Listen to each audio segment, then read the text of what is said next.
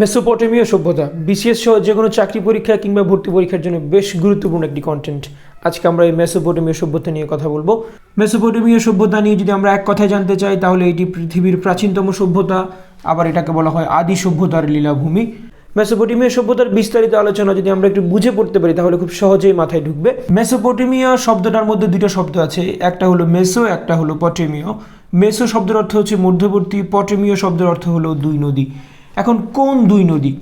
একটা নদী হচ্ছে টাইগ্রিস, একটা নদী হচ্ছে ইউফ্রেটিস। আমরা জানি টাইগ্রিস এবং ইউফ্রেটিস এই দুইটা নদী মধ্যপ্রাচ্যে বেশ রিনাউন্ড দুইটা নদী। এই টাইগ্রিস এবং ইউফ্রেটিস এই নদী দুইটা একটা জায়গাতে এসে মিলিত হয়েছে। মিলিত হওয়ার পরে এই মিলিত স্রোতধারা পড়ে গিয়েছে পারস্য উপসাগরে।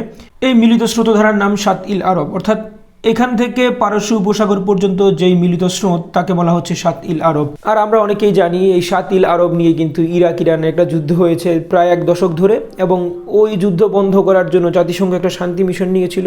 সেই শান্তি মিশনে বাংলাদেশও অংশ নিয়েছিল। এই কথাগুলো ক্লিয়ার করি। সাত ইল আরব জলাধারকে কেন্দ্র করে 1980 থেকে 88 পর্যন্ত ইরাক এবং ইরানের মধ্যে যুদ্ধ চলে। এই যুদ্ধটা বন্ধ করার জন্য জাতিসংঘ একটা শান্তি মিশন শুরু করে।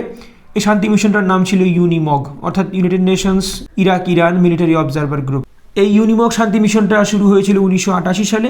আর এই মিশনে বাংলাদেশের সৈন্যবাহিনী প্রথমবার অংশ নেয়। তাহলে বাংলাদেশ প্রথমবার কোন শান্তি মিশনে অংশ নিয়েছিল?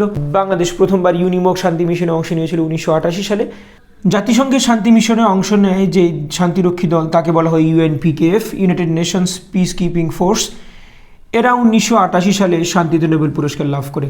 তাহলে একটা ইস্যুর সাথে আমরা অনেকগুলো বিষয় পাচ্ছি, সবগুলোই রিলেটেড।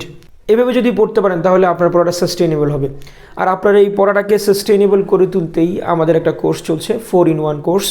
এই কোর্সটা বেসিক্যালি 51 BCS এর জন্য হলেও এই কোর্সের মাধ্যমে আপনি যে কোনো চাকরি পরীক্ষা কিংবা ভর্তি পরীক্ষার জন্য প্রস্তুতি নিতে পারবেন।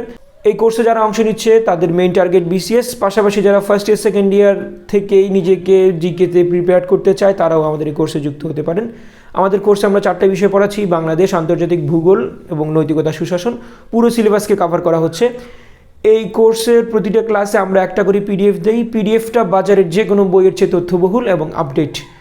এই PDFটা আমি ক্লাসের আগেই দেই, যার ফলে এই PDFটাকে খুব বেশি আপডেট করা যায়। আর যারা আমার কোর্সে এর আগে অংশ নিয়েছে তারা জীবনে কোনোদিন আর জিকে নিয়ে ভাবতে হচ্ছে না, ইনশাল্লাহ আপনাকেও আর ভাবতে হবে না।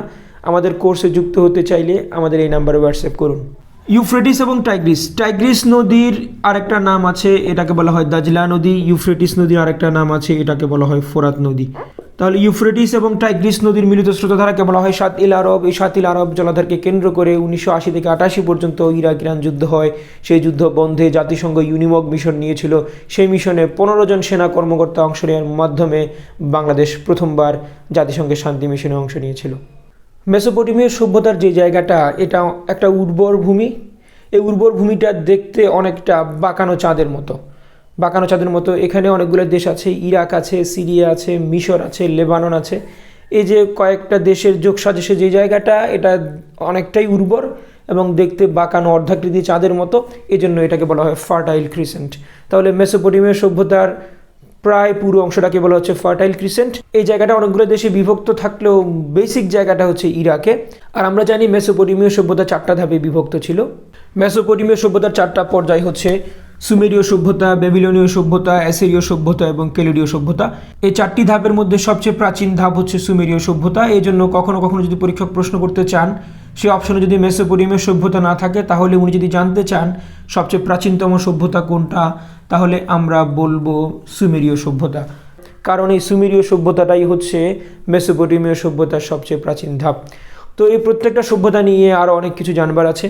আপনারা যদি মনে করেন GK with common sense method দিয়ে পড়বেন একবার কিন্তু মাথায় রাখবেন সারা জীবন, তাহলে আপনি আমার কোর্সে যুক্ত হতে পারেন। আমার কোর্সে যুক্ত হলে সুবিধা হচ্ছে ক্লাসগুলো লাইভ পাবেন, এর পাশাপাশি ক্লাসগুলো রেকর্ডেড থাকবে সারা জীবন। আমাদের কোর্সে যদি যুক্ত হতে চান আমাদের এই হোয়াটসঅ্যাপ নাম্বারে নক দিন। আসসালামু আলাইকুম।